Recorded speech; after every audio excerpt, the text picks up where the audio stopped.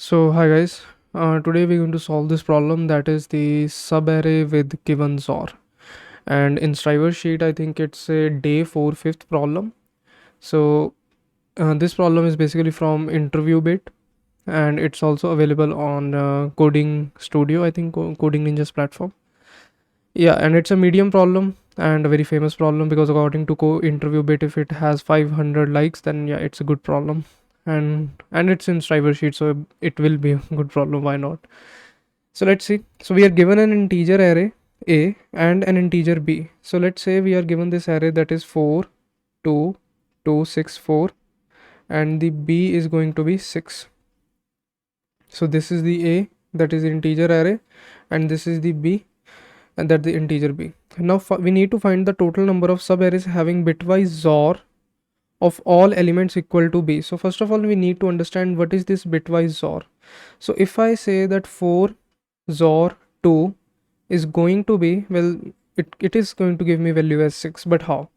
So we need to find the bit representation of 4, and it's going to be 2 raised to power 2, 0, 2 raised to power 1, and 2 raised to power 0. So this is the bitwise operation for representation of 4, and bitwise representation of 2 is going to be 1 and 0.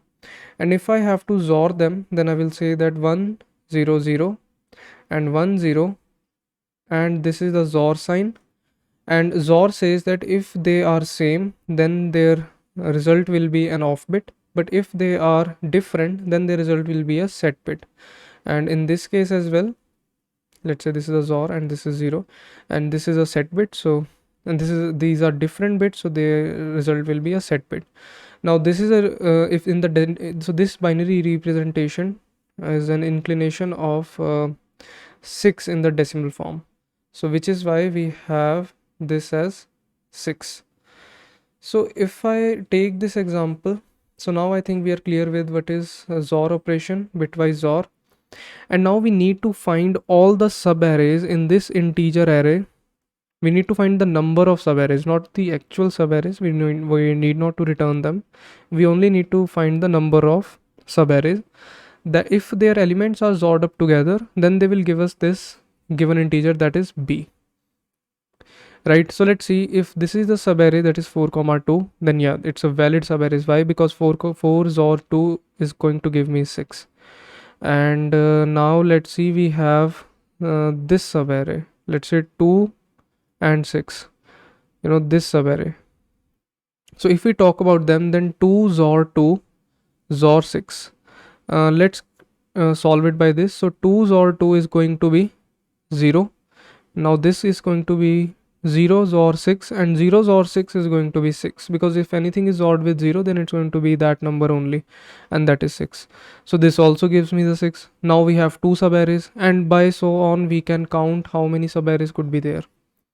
Right, so this is the question, and let's see, and we have only 2 approaches for this. Let's see how we can solve this. The first approach will be to brute force approach, in which we will count, or not count, actually we will form or check all the subarrays,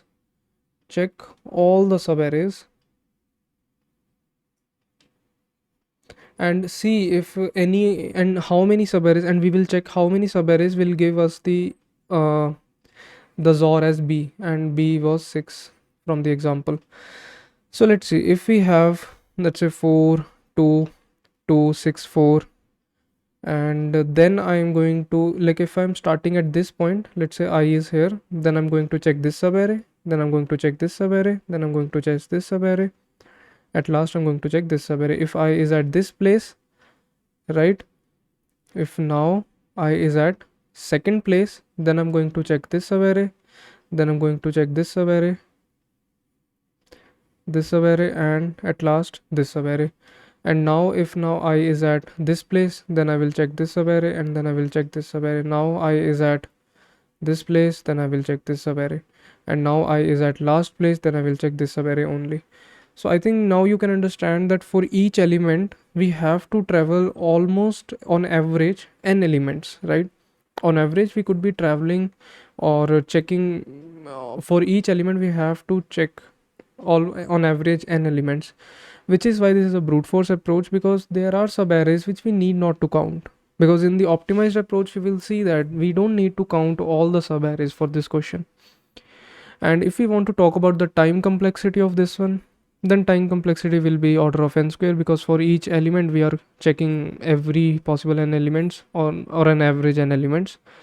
And space complexity will be constant. Why? Because we are not we're not using any auxiliary space. We are only given this array, and we are using a nested loop, and we only have one variable that counts that increment itself if the subarray has this or equal to b, that is 6. So this is the time complexity of this solution. Now let's see an optimized one. So for optimized one will be so we can do this by using a hash map. I mean, we can also use an array for that, but the maximum size of array, for that we have to make some complex calculations in order to get the maximum size of the array, because we are dealing with a XOR bitwise operator. So I will just simply use a hash map. So for hash map, I will use this line as a divider between my hash map. Now in order to make you understand this problem, I will dry run on this array, which was 4 4 2 2 6 4, right?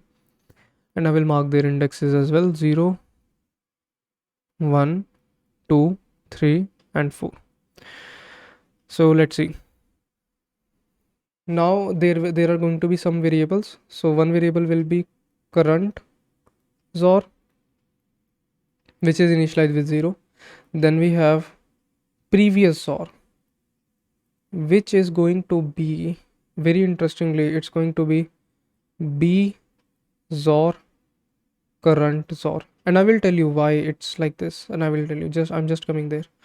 And then we have a count variable, which we are going to use in order to count how many subarrays that we have encountered that have their XOR as 6. So now we are going to look at this fact. We're going to look at this problem. So let's say that I have this subarray, right, and I have this subarray. So by this XOR property, so if I have 0 up till let's say p 0, and then we have I, and then we have up till x. So this is the XOR of all these elements from this array, and this has some value, and this has some value, and we are going to talk about it later.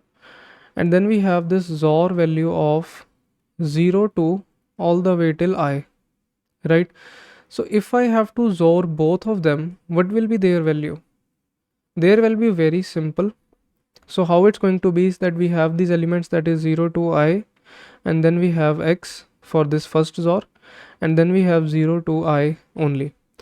This is very common, that all the same element, that is 0 to I, will be cancelled out, and we will be left with the element that is I plus 1 to x, right? These will be the elements that will be left with after this.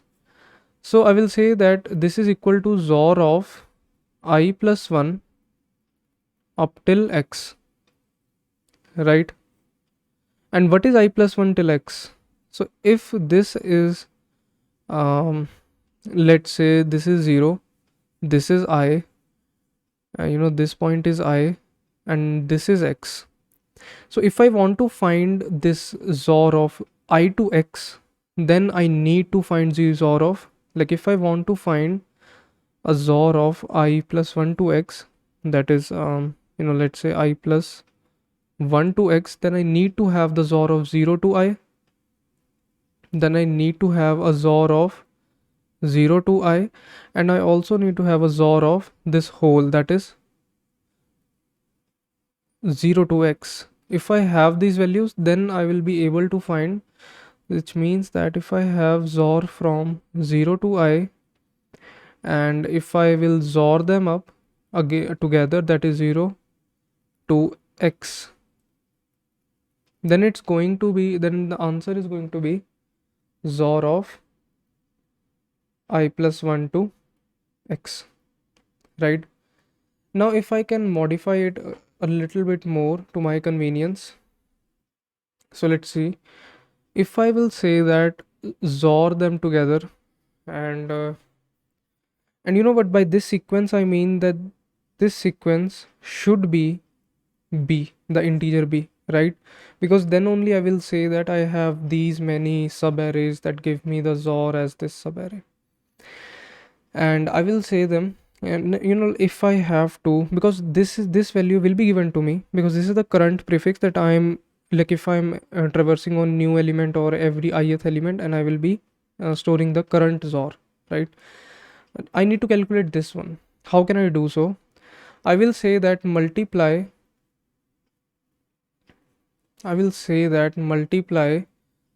XOR of 0 comma x on both sides. You know, if I'm do this, then because the XOR of 0 comma x is same, it will be cancelled out, and I will left with the XOR of 0 comma I.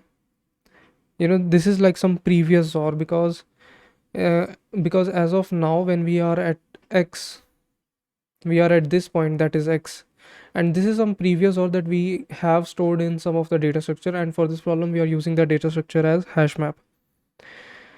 And yeah, so now I have 0 to I XOR, so this is equal to XOR of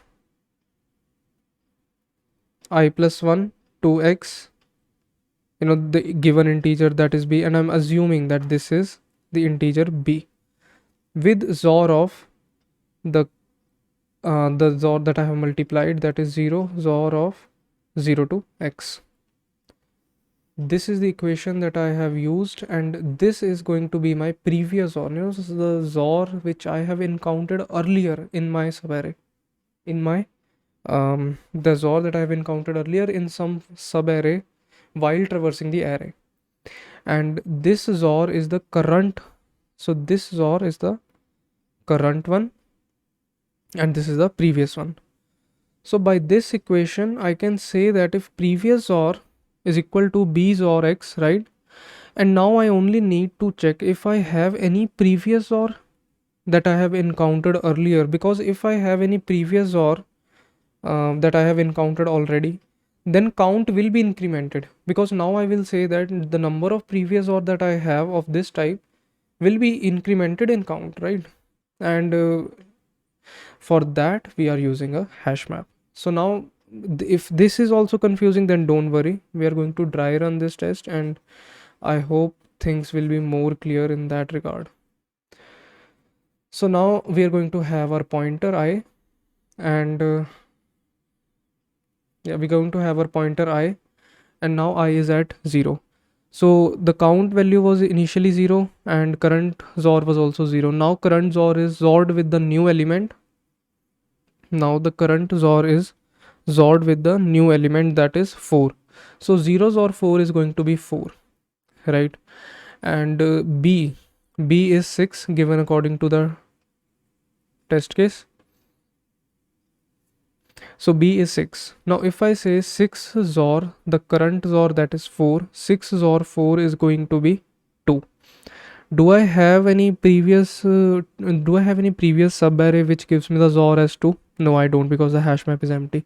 I won't be increasing my count, and at last I will be storing my 4 as a sign of, as a gesture that I have seen a subarray which has the XOR 4 and the number was 1. I have only seen one subarray, so this is like the number of subarrays, and this is the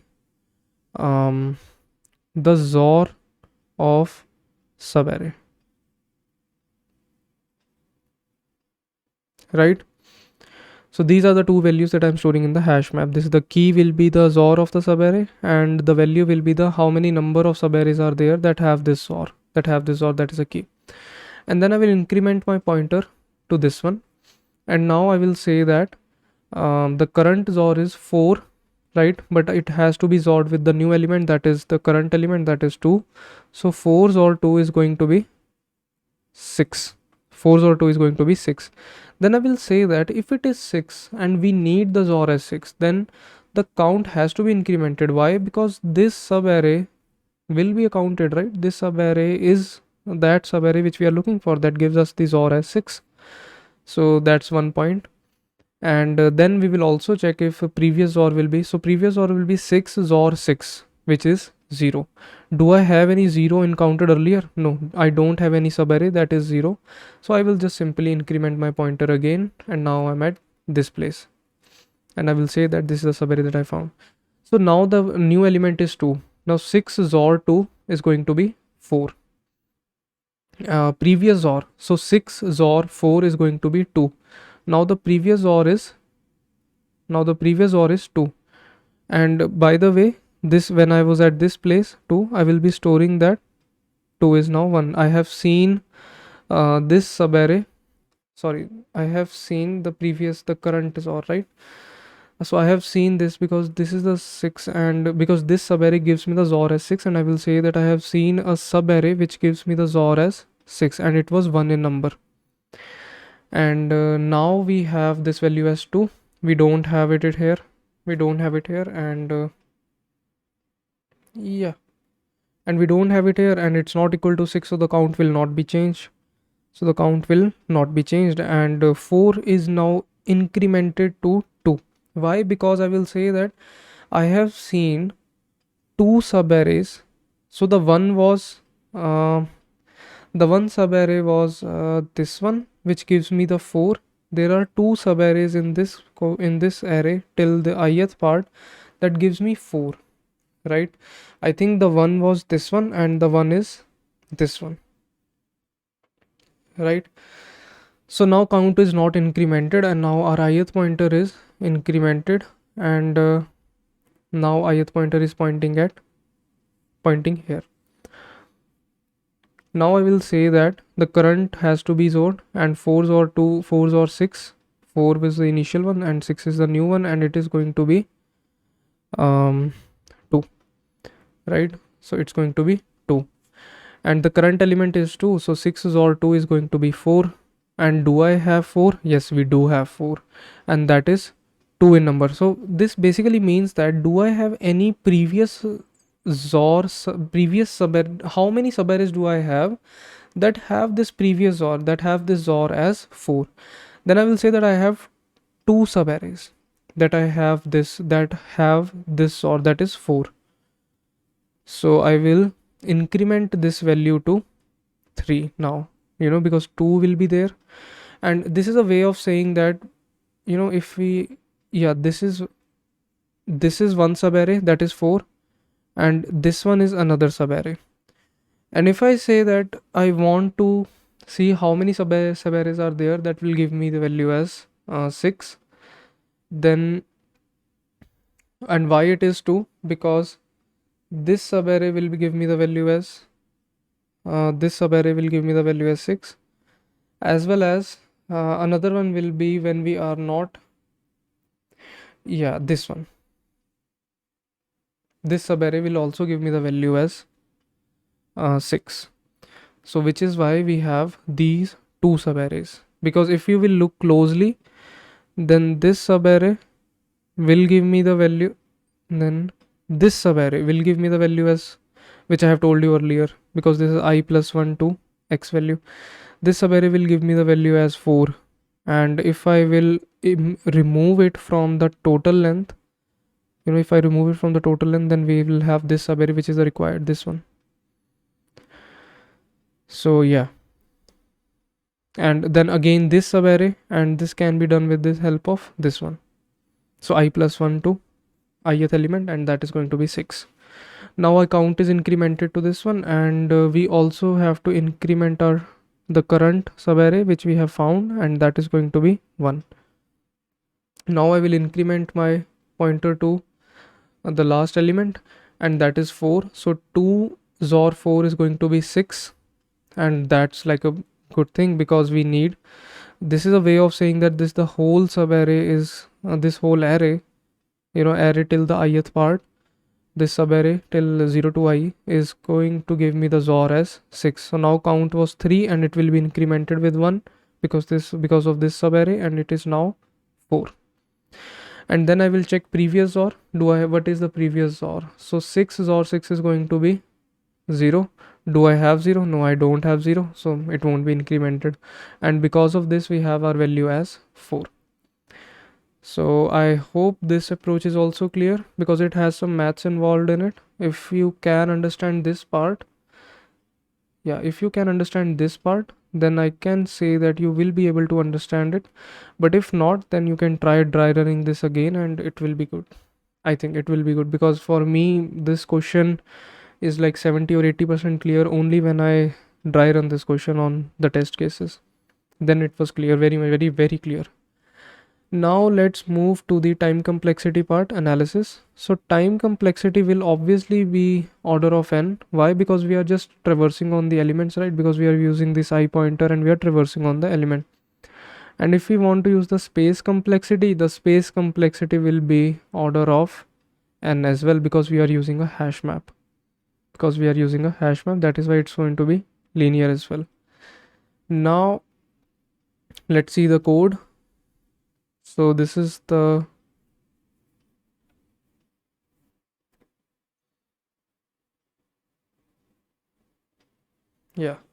so this is the code, and the code says that we have this current prefix XOR variable which I have formed earlier, that is initialized to 0, which I was talking about in my approach. And then I have this count which is also initialized to 0, and then I have this subarray, right? So this subarray will have XOR as its key, and value will be the number of subarrays that have this XOR, right? So first of all, we're going to have the current prefix XOR, and that will be XORed with every incoming element. So a of I will be XORed, and then the previous XOR will be calculated with the help of this XOR according to the formula that I have derived. And B is given to us, current prefix XOR is given to us, both of the things are given to us. Then we will have this prefix XOR, and then we are going to, and I will skip this part for now, and then we are going to check, do we have, how many numbers of subarrays are there that have this prefix XOR. Because it's an unordered map, if there is no element present at this key, there is no value for this key, then the default value will be 0. That is why I have directly added or incremented it into the subarray. But a good practice would be to find the key first and then add it into the count variable. But this also works, so nothing wrong with that. And then at last, I will be keeping a track of the current subarrays that I have used, because if we are keeping a track of the current subarrays, then they will be beneficial for us if we are calculating a future subarray. For example, that I have created a track of, let's say, 5th element, and now I am at 10th element. So 10th element, if the number matches, then I will be able to access the XOR and the number of subarrays that they brings on the table. So now let's talk about this part. So this part says that if the current prefix XOR is equal to B, then I will say that from 0, 1, 2, 3 and up to ith element, and if this XOR is equal to B, then this whole subarray is the whole subarray till the ith element is the valid subarray that I'm looking for, that because it gives me the XOR as B. So I will just simply increment the count variable and we are good to go, and then I'll be returning it again. So this time complexity, the time complexity for this one, I think it's now more visible that it's linear, and the space complexity for this solution will be linear as well, because we are using a subarray hash map, and that's it. So these are the two approaches. Problem link will be in the description, and the solution will, and the source code for this one, the same source code will also be in the description. So thanks guys, and bye.